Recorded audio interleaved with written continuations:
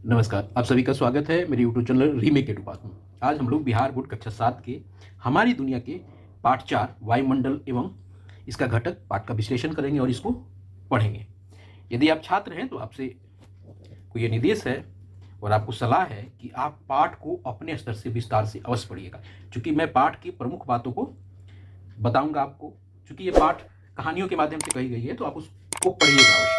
आइए देखते हैं इस पाठ को और समझते हैं कि इस पाठ में कहा क्या गया है। अब सबसे बड़ी बात है कि पाठ का शीर्षक है वायुमंडल और इसका संगठन। अब सबसे पहले समझते हैं कि ये वायुमंडल होता क्या है।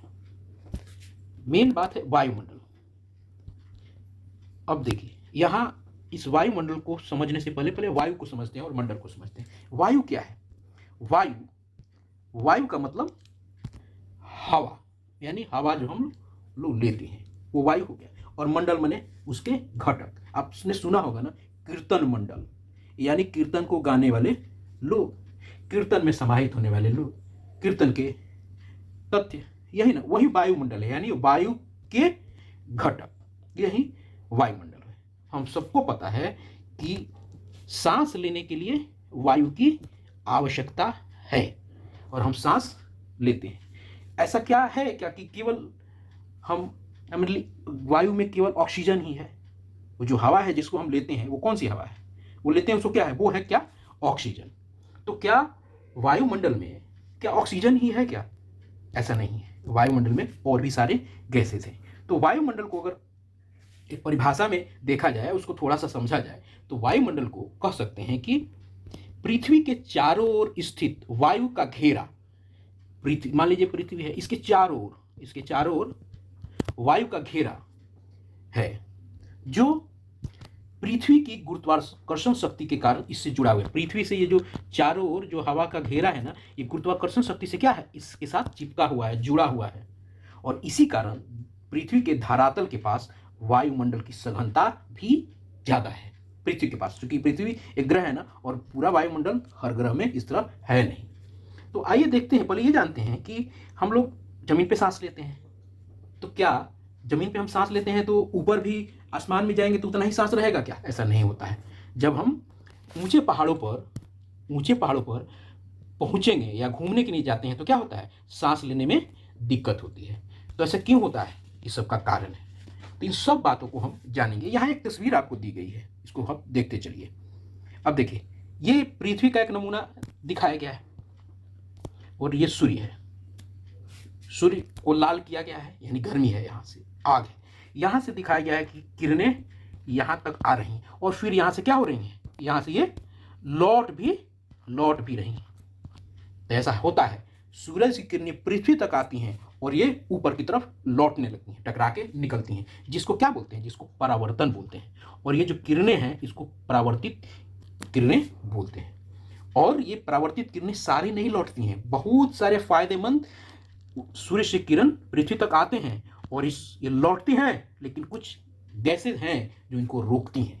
और अगर वो नहीं रुकेंगी तो पृथ्वी पूरी तरह से जम जाएगा। तो कौन कौन सी गैसेज है, गैसेज को क्या कहते हैं, इन सब को इस पाठ में आगे जानेंगे। चलिए आगे देखते हैं और समझते हैं कि क्या आगे हमको और जाना है। अब देखिए यहाँ क्या है। यहाँ देखिए, धरातल से हम लोग अभी जाने थे कि धरातल पे हम रहते हैं तो सांस लेने में हमको बड़ी आसानी होती है, लेकिन जैसे हम ऊपर जाते हैं तो सांस लेने में दिक्कत होती है। तो दिक्कत क्या होती है? धरातल से ऊपर जाने पर ऑक्सीजन की मात्रा कम हो जाती है। ऊपर जाने पर क्या होता है? ऑक्सीजन की मात्रा कम होती है। पृथ्वी के जिस भाग पर हम रहते हैं वहां से लेकर 100 किलोमीटर, कई 100 किलोमीटर, कहा जाता है 1000 वायुमंडल का विस्तार है, लेकिन कई 100 किलोमीटर ऊपर तक वायु पाई जाती है, लेकिन उसका स्तर जो है कम होता रहता है, ऊपर कम होता है। इसीलिए जब ऊपर हम जाते हैं तो आपको ऑक्सीजन कम मिलने लगता है। क्लियर है? चलिए आइए समझते हैं और वायुमंडल को समझते हैं। अब पृथ्वी के जिस भाग पर हम रहते हैं वहां से लेकर कई 100 किलोमीटर ऊपर तक वायु पाई जाती है और इसे वायुमंडल कहा जाता है। इसे ही वायुमंडल कहा जाता है। वायुमंडल से हमारी पृथ्वी चारों ओर से घिरी हुई है। हम सबको पता है, अभी हम लोग ने जाना कि वायुमंडल से हमारी पृथ्वी क्या है? चारों ओर से घिरी हुई है गुरुत्वाकर्षण बल के कारण। और पृथ्वी अपने अक्ष पर घूमती है, हम सबको पता है कि पृथ्वी घूमती रहती है, घूर्णन गति 8वीं 6ठी में आपने पढ़ा होगा कि घूमती रहती है अपने अक्ष पर, और एक बार कितने देर में घूम जाती है, 24 घंटे में। उसके बाद आपको ये जो वायुमंडल है तो पृथ्वी के घूमने के साथ ही उसके साथ घूमती रहती है। अब देखिए, आइए देखते हैं आगे। वायुमंडल हमें जीवनदायी वायु तो प्रदान करता ही है, साथ ही पृथ्वी पर निवास करने वाले सभी जीवों के लिए सुरक्षा कवच का भी काम करता है। अभी हमने बताया ना कि परावर्तित किरण के बारे में बताया, तो ये देखिए हमारे लिए जीवन जीने लायक गैस, हवा, ये सब तो देता ही है, जीवनदायी वायु प्रदान तो करता ही है वायुमंडल, और साथ ही साथ पृथ्वी पर निवास करने वाले जीवों के लिए सुरक्षा कवच का भी काम करता है। कैसे काम करता है ये सबको हम आगे जानेंगे, आइए देखते हैं। अब देखिए, जब सूर्य की किरणें पृथ्वी पर आती हैं तो इसका कुछ भाग पृथ्वी पर पहुंच पाता है। यदि वायुमंडल नहीं होता तो सूर्य की हानिकारक किरणें पृथ्वी तक पहुंच जाती, तो सारा कहाँ हो रह जाता है। तो जब हम परत पढ़ेंगे तो पृथ्वी की किरण जब ऊपर से नीचे आती है ना, तो वो छन के आती हैं और हानिकारक किरणें भी ऊपर छन जाती हैं। आइए हम उसको आगे देखेंगे, पहले इसको समझते हैं। अब होता क्या है कि पृथ्वी पर हानिकारक किरणें नहीं पहुंच पाती हैं, जिससे पृथ्वी का तापमान इतना अधिक हो जाता है।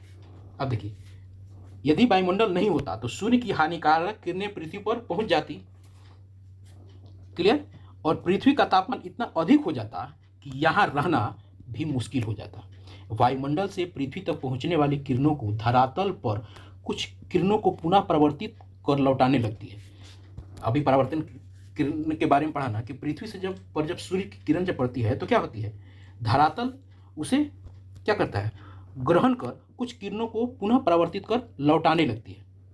तब यह वायुमंडल उनमें से कुछ किरणों को पृथ्वी पर रोक देता है। अब देखिए पृथ्वी पर कितना काम ये वायुमंडल करता है। कुछ ये हमारे सुरक्षा कवच का भी काम करता है।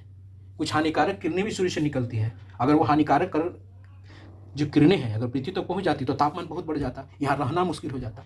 उसके बाद उसको छान के भी भेजती है, और कुछ किरणें जब ऊपर से नीचे आती हैं तो धरातल से टकराकर फिर लौटती हैं, तो उनमें से बहुत सारे लाभदायक किरणें होती हैं, उसको भी वायुमंडल क्या करता है, छान को पर पृथ्वी तक रोकता है। आइए उसको और बेहतर ढंग से समझते हैं। अब देखिए, वायुमंडल के कारण ही पृथ्वी पर परावर्तित किरणें पुनः अंतरिक्ष में लौटने में अधिक समय लगाती हैं, वायुमंडल के कारण ही, जिससे पृथ्वी के तापमान को रहने योग्य यह बनाता है प्रक्रिया, तापमान रहने योग्य बन जाता है। अगर ये किरणें पृथ्वी से परावर्तित होकर अंतरिक्ष में लौट जाती तो पृथ्वी इतनी ठंडी हो जाती कि सब कुछ जम जाता। तो कैसे नहीं जम पाता है, जब उसको रोक लिया जाता है वायुमंडल के कुछ गैसों के द्वारा, कुछ परतों के द्वारा, जिससे वो यहीं रुक जाती हैं। वो कैसे रुकती हैं, कौन सी गैसें, उसको हम आगे धीरे धीरे करके जानेंगे। अब देखिए, आप एक चीज़ देखिएगा, ध्यान दीजिएगा, कैसे ये परावर्तित किरण जो है ऊपर लौट नहीं पाती हैं। इसका उदाहरण देखिएगा, जब कभी भी आकाश में बादल होते हैं तो हमारे यहाँ तापमान अचानक बढ़ जाता है।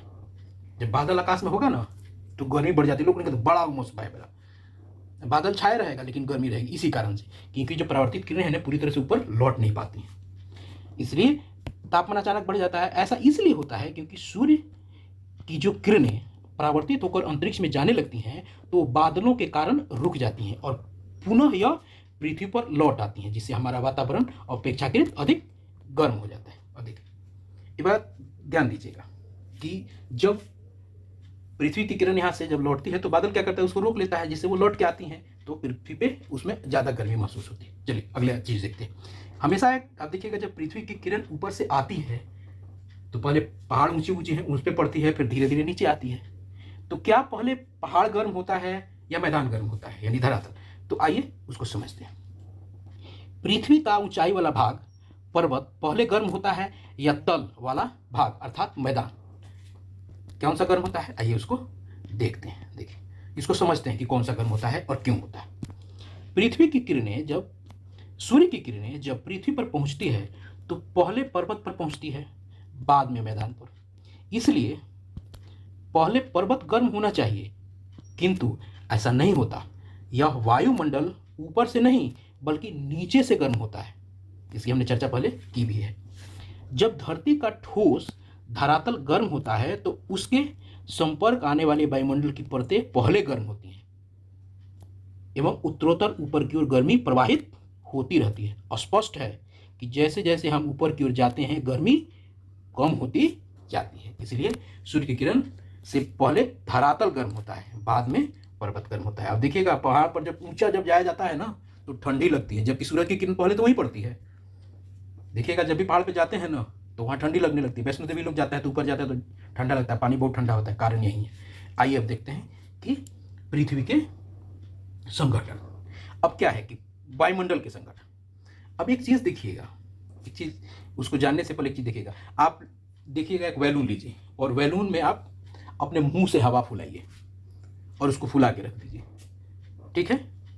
और एक बैलून जो बाजार में उसमें एक हवा डाल के डाला जाता है, अब दोनों बैलून को रखिए। जो बाजार से जो हवा डाल के दिया जाता है वो उड़ता है, और आपने मुंह से जिसको डाला है वो नहीं उड़ता है। आपको कारण पता है? कारण वह है कि जब मुंह से हवा भरते हैं तो गुब्बारे में कार्बन डाइऑक्साइड गैस भरती है, जबकि गैस वाला गुब्बारा जो बाजार से आता है गुब्बारे में हाइड्रोजन गैस होती है। चूंकि हाइड्रोजन गैस ऑक्सीजन और कार्बन डाइऑक्साइड हवा से हल्की होती है, अतः ऊपर की ओर उठती है। कौन सी? बाजार वाली, जिसमें हाइड्रोजन गैस होता है। क्लियर है? चलिए अब देखते हैं कि अब गैस के बारे में तो जान लिया, ये वातावरण में गैस कितने हैं, कितना प्रतिशत गैस का है, तो आइए जानते हैं। अब देखिए वातावरण में नाइट्रोजन जो है वो 78.03% यानी सबसे अधिक है। ऑक्सीजन 20.99% है। उसके बाद ऑर्गन 0.94% है। कार्बन डाइऑक्साइड 0.03% है। हाइड्रोजन, हीलियम और ओजोन आपको 0.01% है। कुल आपको 100% हुआ। इस तरह आप गैसों के वितरण को देख सकते हैं कि कितनी गैसेज आपके वातावरण में और कितने प्रतिशत में है। आइए आगे बढ़ते हैं। अब देखिए एक चीज़ चलते चलते एक चीज़ समझते हैं, संघनन। ये संघनन के चलते हैं, है ना, आपको बारिश होती है, तो ये संघनन क्या होता है इसको समझ लेते हैं। संघनन वह प्रक्रिया है जिसे जलवाष्प सूक्ष्म कणों के साथ क्या होता है, आसपास एकत्रित होता है। सूक्ष्म कणों के आसपास क्या जलवाष्प एकत्रित होते हैं और जिनसे बाद में वर्षण होती है, संघनन कहलाता है। क्लियर है? चलिए आइए बढ़ते हैं और देखते हैं। अभी हमने गैसों के वितरण को देखा, अब इसको समझते हैं। वायुमंडल में कई गैसें उपस्थित हैं जिनमें नाइट्रोजन की मात्रा सर्वाधिक 78.03% है, जबकि ऑक्सीजन 20.9% है, यानी 20.99 उसको कह सकते हैं। इसके अतिरिक्त carbon dioxide, helium, ozone, organ, hydrogen भी वायुमंडल में पाए जाते हैं। इसके अलावा सूक्ष्म धूल कण पाए जाते हैं जो संघनन प्रक्रिया में महत्वपूर्ण भूमिका निभाते हैं, जिसको हमने अभी ऊपर जाना। वातावरण में इन गैसों का प्रभाव नजर आता है और ये उसी अनुसार कार्य करते हैं। आइए इन सबको थोड़ा विस्तार से जानते हैं। अब देखिए कार्बन डाइऑक्साइड को पहले हम समझते हैं, उसके बाद सबको एक एक करके समझ। सबसे ज़्यादा समझ कार्बन डाइऑक्साइड में दिक्कत आती है ना, पता चलता है कि कार्बन डाइऑक्साइड क्या है, इसको हम छोड़ते हैं तो हम लोगों के दिमाग में है कि ये हानिकारक भी है, हानिकारक है, ये केवल हानिकारक नहीं है, यह लाभदायक भी है। आइए देखते हैं। कार्बन डाइऑक्साइड गैस की बढ़ती मात्रा के कारण काफ़ी दिक्कत होती हैं। अब देखिए परंतु कार्बन डाइऑक्साइड की उपस्थिति में ही पेड़ पौधे प्रकाश संश्लेषण की क्रिया द्वारा भोजन बनाते हैं, और जिसके कारण पर्यावरण की खाद्य श्रृंखला और अंततः हमारा जीवन संभव है। अगर कार्बन डाइऑक्साइड नहीं होता तो पेड़ पौधे भोजन नहीं बनाते, वो उग नहीं पाते, वो फल फूल नहीं कर पाते और हमको कुछ नहीं मिल पाता, तो हमारा जीवन भी प्रभावित होता। और उसके लिए क्या उत्तरदायी है? कार्बन डाइऑक्साइड का होना। आगे देखते हैं स्थलीय विकिरण। दूसरा कार्बन डाइऑक्साइड के फायदे। स्थलीय विकिरण से सूर्य द्वारा प्राप्त ऊष्मा दीर्घ तरंगों में बदल जाती हैं, जिसे कार्बन डाइऑक्साइड गैस आसानी से सोख लेती है, और इस तरह पृथ्वी पर अचानक आवश्यक ऊष्मा बनी रहती है, यानी गर्मी बनी रहती है, जिससे हमारा जीवन संचालित होता रहता है। वर्तमान समय में हमारी आधुनिक जीवन शैली के कारण वायुमंडल में कार्बन डाइऑक्साइड की मात्रा अत्यधिक वृद्धि हो रही है। अत्यधिक मात्रा में स्थलीय विकिरण को ऊष्मा को कार्बन डाइऑक्साइड सोख लेती है। इसी कारण भूमंडलीय ताप में वृद्धि होती है, क्योंकि वो बहुत ज़्यादा सोख रही है, इसलिए गर्मी हमारे यहाँ बढ़ रही है। इसके कारण कार्बन डाइऑक्साइड है। इसलिए कोई भी चीज़ बहुत ज़्यादा होगा तो दिक्कत होगी। तो ज़्यादा बढ़ेगा कार्बन डाइऑक्साइड तो दिक्कत होगी। कार्बन डाइऑक्साइड लाभकारी है, इसको ध्यान रखना आवश्यक है, लेकिन बहुत जब ये बढ़ेगा तो क्या होगा, भूमंडलीय ताप में वृद्धि होगी और जलवायु की दशाओं में परिवर्तन नजर आएगा। और उससे क्या क्या होगी, जब जलवायु परिवर्तन होगा, कार्बन डाइऑक्साइड बढ़ेंगे, तापमान जब बढ़ेगा तो क्या होगा, पृथ्वी के तापमान में बढ़ोतरी तो हो ही रही है, क्योंकि हमारी जीवन शैली खराब है, जिसमें ध्रुवों पर और ऊंचे भागों पर जमी बर्फ पिघल रही है। फलस्वरूप समुद्र के जल स्तर में वृद्धि हो रही है। जब बर्फ पिघलेगा तो समुद्र का पानी बढ़ेगा ना। इसके परिणाम स्वरूप तटीय क्षेत्रों में जलस्तर बढ़ जाएगा और तटीय भाग जलमग्न हो सकते हैं। कई द्वीपों का अस्तित्व भी समाप्त हो जाएगा, जैसे गंगा नदी के डेल्टा के कुछ द्वीप पूरी तरह जलमग्न हो गए हैं। वहाँ के लोग भी दूसरी जगह पलायन कर गए हैं। साथ ही जलवायु में परिवर्तन भी आ सकता है। परिणाम स्वरूप कुछ पौधे, पशु लुप्त हो सकते हैं। क्लियर है? जब ज़्यादा आपको दिक्कत होगा तो यहाँ आपको कार्बन डाइऑक्साइड से तो समस्या आएगी। अब देखिए, अब मान लीजिए कहा जाता है कुछ ऐसे जगह है जो बहुत ठंडा है, वहाँ लोग खेती कैसे करता है। कुछ ऐसे प्रदेश भी हैं जहाँ जो बहुत ठंडा है, वहाँ कार्बन डाइऑक्साइड की मात्रा कम है, बहुत ठंडा है, तो वहाँ खेती कैसे होती है। तो आइए उसको जानते हैं। इसको जानने से पहले हम एक चीज़ जानते हैं कि एक गैस होता है जिसका नाम है green house gas. Carbon dioxide और क्लोरोफ्लोरोकार्बन आदि ग्रीन हाउस गैस कहे जाते हैं, क्योंकि यह वायुमंडल में फैलकर पृथ्वी से विकिरित ऊष्मा को पृथ्वी पर रोककर ग्रीन हाउस प्रभाव पैदा करती है। यही बात जो हम लोगों ने यहाँ कुछ देर पहले यहाँ पढ़ी है। ये कार्बन डाइऑक्साइड ही है, ग्रीन हाउस गैस भी इसको कहते हैं। ये क्या करता है, वो गैस को रोकता है, छानता है, जैसे पृथ्वी पर गर्मी रहती है। अब आइए आगे देखते हैं जो ठंडे प्रदेश वाले के मामले को। ठंडे प्रदेशों में कृषि उत्पादन के लिए उचित तापमान का अभाव रहता है। ऐसी स्थिति में वहाँ के लोग कांच या प्लास्टिक की पारदर्शी शीट के ऐसे घर बनाते हैं जिससे सूर्य की किरणें प्रवेश तो कर पा जाती हैं परंतु बाहर नहीं निकाल पाती हैं, और यह ग्रीन हाउस कहलाता है। ग्रीन हाउस कहलाता है। इस प्रकार उस घर के तापमान में वृद्धि हो जाती है और सब्जी के उत्पादन के लिए उपयोगी होता है वो घर। यह आपको बात ठंडे प्रदेशों की रही। अब आते हैं वायुमंडल की संरचना, कि वायुमंडल की संरचना आखिर है कैसी। पृथ्वी की सतह के करीब 1000 किलोमीटर ऊंचाई तक वायुमंडल का विस्तार पाया जाता है। ऊंचाई के साथ साथ वायुमंडल के तापमान एवं दाब में बदलाव होता रहता है, और इस बदलाव के आधार पर वायुमंडल को 5 परतों में बांटा गया है। कौन कौन से, आइए उसको देखते हैं। क्षोभ मंडल, समताप मंडल, मध्यमंडल, वायुमंडल और बहिर्मंडल। इन सबको एक एक करके देखेंगे। पहले इस चित्र में देखिए, सब दिखाया गया है। 1000 बोला गया है ना, देखिए यहाँ 1000 यहाँ है, देखिए यहाँ वरिमंडल है। ये आपको इसमें कृत्रिम उपग्रह लगते हैं। देखिए उसके बाद है आपको आयन मंडल है, मध्यमंडल है, आपको समताप मंडल है। क्लियर दिखा रहे हैं ना। ये क्षोभ मंडल है, आपको ये 50 किलोमीटर तक समताप मंडल है, इसमें हवाई जहाज उड़ रहा है। देखिए उसके बाद मध्य मंडल है 80 किलोमीटर तक, उसके बाद 450 तक आपको उष्ण मंडल यानी ये आयन मंडल होता है। चलिए सबको एक एक करके हम पढ़ते हैं। सबसे पहले क्षोभ मंडल है। यह वायुमंडल की सबसे निचली और महत्वपूर्ण परत है। मौसम संबंधी परिवर्तन इसी मंडल में होते हैं और इसकी औसत ऊंचाई कितनी होती है, 13 किलोमीटर होती है। क्षोभ मंडल की ऊंचाई व विस्तार सभी स्थानों पर एक समान नहीं है। सभी जगह एक समान नहीं। देखिए आप फोटो में देखिएगा ना तो ऐसे है, देखिएगा यहाँ नीचे जाइएगा तो देखिएगा कैसे है। 8 किलोमीटर यहाँ दिखा रहा है, ऊपर 18 किलोमीटर, इसलिए इसको बनाया गया है एवरेज 13 किलोमीटर। ठीक है ना, सब जगह सामान्य नहीं है, इसलिए कहा जाता है, यही कहा गया है कि विषुवतीय क्षेत्र में इसकी लंबवत विस्तार अधिक होती है जबकि ध्रुवीय क्षेत्र में कम होती है। यहाँ जलवाष्प एवं धूलकण अधिकता में मिलते हैं। मौसम संबंधी कहाँ, क्षोभ मंडल में यहाँ जलवाष्प और धूलकण अधिकता मिलते हैं। मौसम संबंधी सभी घटनाएं इसी मंडल से घटित होती हैं। जो बादल दिखते हैं ना, ये सब क्षोभ मंडल में ही होता है।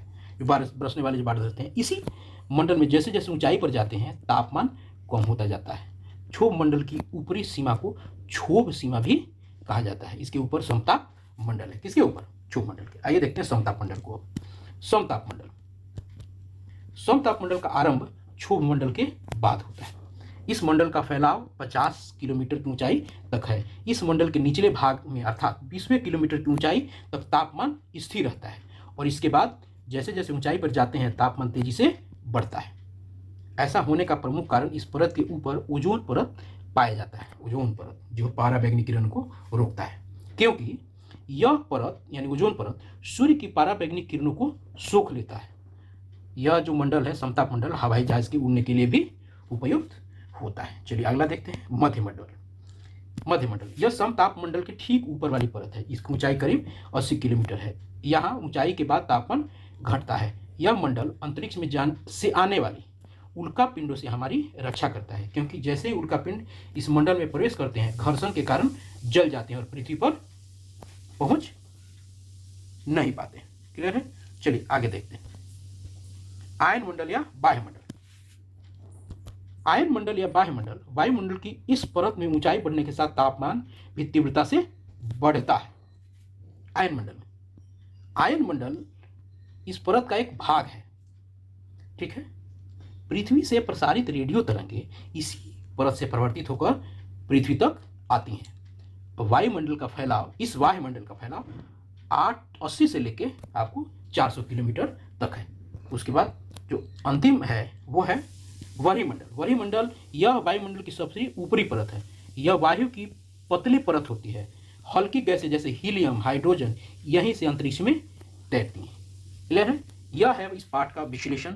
इस पाठ में हम लोगों ने पूरे वायुमंडल के घटकों को जाना, वायुमंडल के परत को जाना। आशा है आप लोगों को अच्छा लगा होगा। आप सभी से आग्रह है कि और आपको एक सलाह है, यदि आप छात्र हैं तो आप पाठ को और विस्तार से पढ़िएगा और उसको ढंग से समझ के आप आगे बढ़िएगा।